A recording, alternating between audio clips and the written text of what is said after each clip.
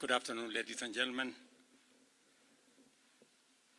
Fellow Kenyans, the last 2 weeks have been a difficult time for us as a country, where Kenyans have regrettably lost lives, many have been injured, property destroyed, and our institutions, especially constitutional institutions, attacked. Once again, I extend my deepest condolences to those who unfortunately lost their lives.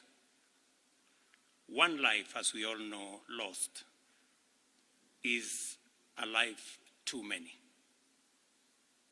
To the mothers, fathers, siblings, relatives, and friends of those who lost their lives, my deepest sympathies and condolences to you all. Equally, to the many others who are injured and recuperating, I wish them quick recovery. The government of Kenya will support all those who've lost their lives and those who've been injured. Despite all this, as a nation, we are finally discussing issues. We are not discussing tribes, personalities, or political formations, but rather we are discussing issues that affect each and every one of us. Issues of taxation, debt, budget, corruption, the cost of living, unemployment, and opportunities for all Kenyans, especially our young people. If you go back on my Twitter account, I made a commitment to the country in 2019-2020 that the conversation in Kenya is going to change. It is not going to be about personalities. It is not going to be about positions. It is not going to be about tribes. It is going to be about issues. Today, that situation is true, that we are having a conversation about issues in our country. We must all be proud of ourselves that we have managed to elevate the debate in our country to the level of issues that affect all of us. I am very happy that we are having a conversation about jobs for our young people, about opportunities for business, about manufacturing, about taxation, about debt, and all the other things that are important to all of us. I make this statement to highlight the actions taken in response to the overwhelming public feedback in the recent days, and to fulfill my commitment to continuously and effectively listen to the people of Kenya, and to underscore my intention to always take public contributions in good faith, applying them to enrich policy making, governance, and government programs. Public debt is and continues to be a major point of engagement and conversation in Kenya. I have today appointed an independent task force to carry out a comprehensive forensic audit of our public debt and report to us in the next 3 months. This audit will provide the people of Kenya with clarity on the extent and nature of our debt, how public resources have been expended, and will also recommend proposals for managing our public debt in a manner that is sustainable and does not burden future generations.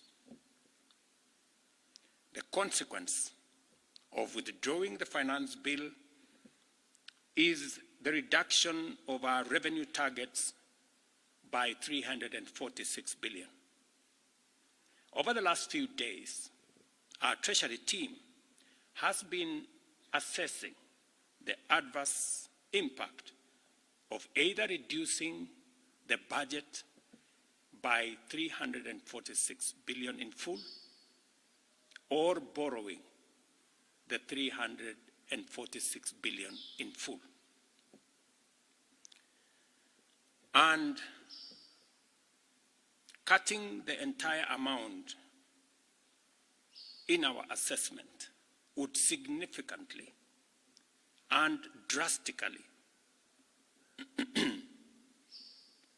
affect the delivery of critical government services, while borrowing the whole amount in full will occasion a fiscal deficit by a margin that would have significant repercussions on many sectors, including our exchange rates and interest rates. We have since, after extensive consultations, struck a middle ground, and we will be proposing to the National Assembly a budget cut of not the entire 346, but a budget cut of 177 billion, and borrowing the difference.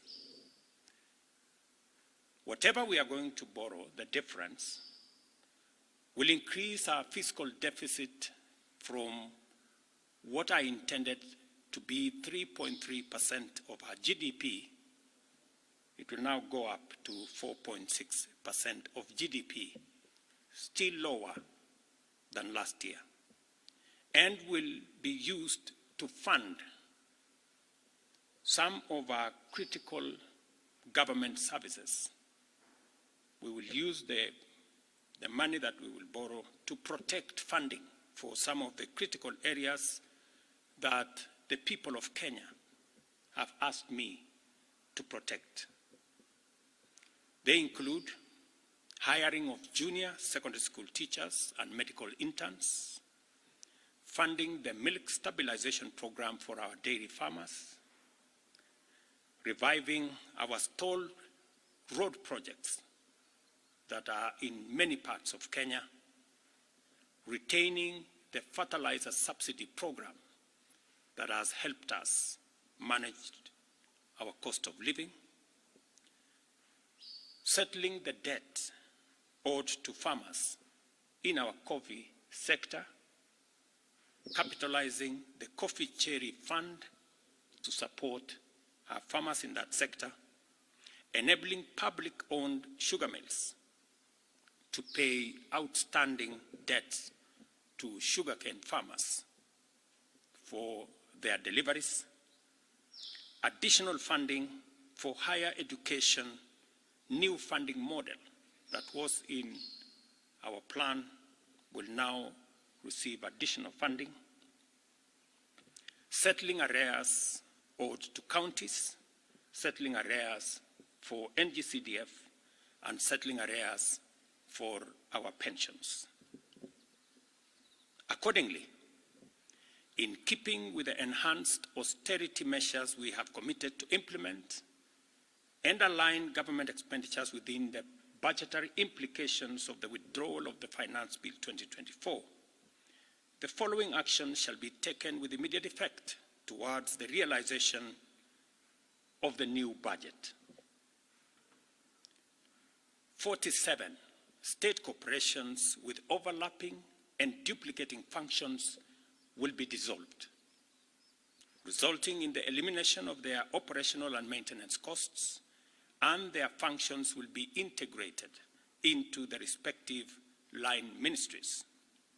Staff currently employed by the affected corporations will be transferred to ministries and other state agencies within government.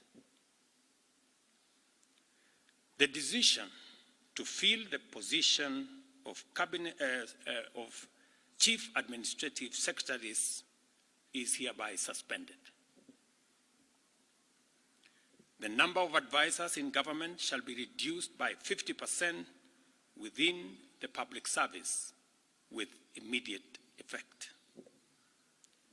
Budget lines providing for the operations of the Office of the First Lady, the spouse of the Deputy President, and the Prime Cabinet Secretary will be removed. Similarly, the budget provisions for confidential budgets in various executive offices, including my own office, have been removed, and the budget for renovations across government reduced by 50%. Henceforth, public servants who attain the retirement age of 60 shall be required to immediately proceed on retirement with no extensions to their tenure of service whatsoever. The purchase of new motor vehicles by the government is suspended for 12 months, except for security agencies, while a new policy on transport for public officers will be developed. All non-essential travel by state and public officers is hereby suspended. No state officer or public servant shall participate in public contributions or harambees going forward.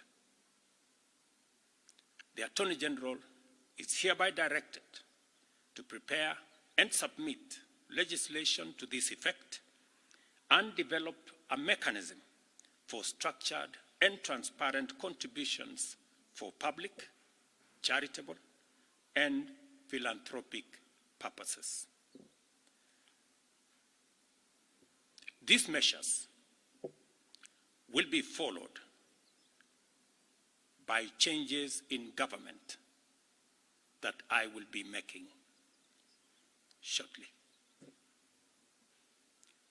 We are determined to carry out this and other interventions to improve the quality, efficiency, and transparency in serving the people of Kenya and ensure that citizens receive maximum value for their resources from a public sector that prioritizes their welfare.